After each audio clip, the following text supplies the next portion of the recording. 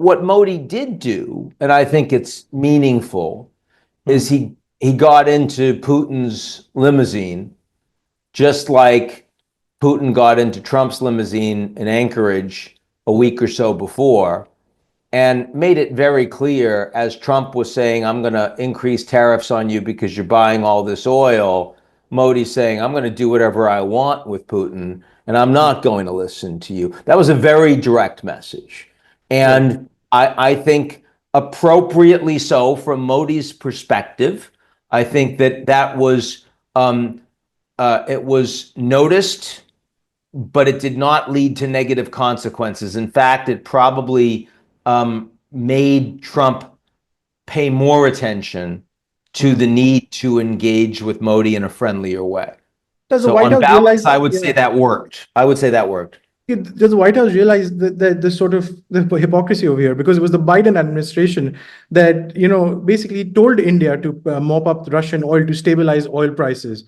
And now you have a full 180 over here. So Well, when you say, but just so I understand, when you say yes, hypocrisy, yes. explain what you mean, because there's so much hypocrisy on the global stage. I'm not even sure which one you're talking about. Well, when the war started, basically the Biden administration said that India should purchase Russian oils to stabilize global oil prices. Right. And that But oil same prices are low. Oil now prices they are are. lower now. They've remained low Right. because of steady imports of Russian oil, and that same Number one. imports happen with China, happen with Turkey as well. I So know, I know, but I just want to, we can't, again, there's plenty of, let me explain this, okay? yes, First of all, if I were going to make the hypocrisy argument, I right, wouldn't talk about oil. I would talk about the Americans buying Russian uranium, right, billions of right, Russian uranium, and fertilizer.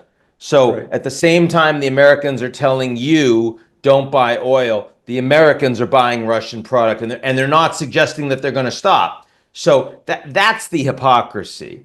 The Mm, oil situation was a trade-off, right? The United States was concerned that at the beginning of the war, the Europeans desperately needed, right, mm, energy. They were cutting off the Russians. They were concerned that you would knock the world into a global recession. And there was very little time to actually engage in alternatives to what the Russians were. And now we're in an environment where Chinese demand is low. It's not growing very much. OPEC is producing and putting more out. The Americans are producing more. So right. there's less concern about taking some of the Russian oil off of the market.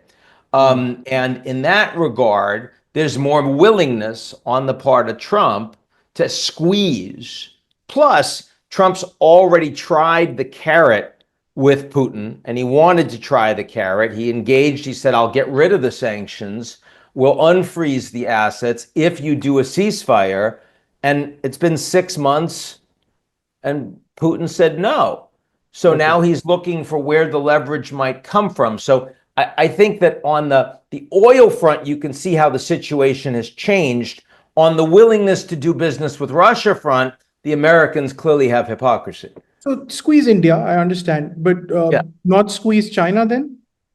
Well, Trump has talked about China as well on the oil front. He has on several occasions said that both the Indians and the Chinese are buying a lot. Now, China's more powerful than India.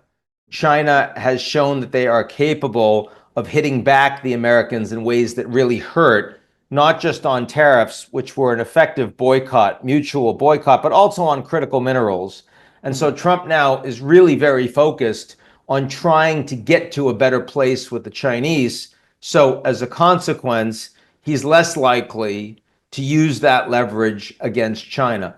I'm not even convinced that the leverage against India amounts to all that much. I mean, telling the Europeans that they need to hit these economies, he's doing just because he wants to blame Europe because he knows Europe isn't going to do it. So that struck me as performative mm. because Trump doesn't want to be responsible for failing with the Russians. It can't be his fault, so he wants to blame Europe.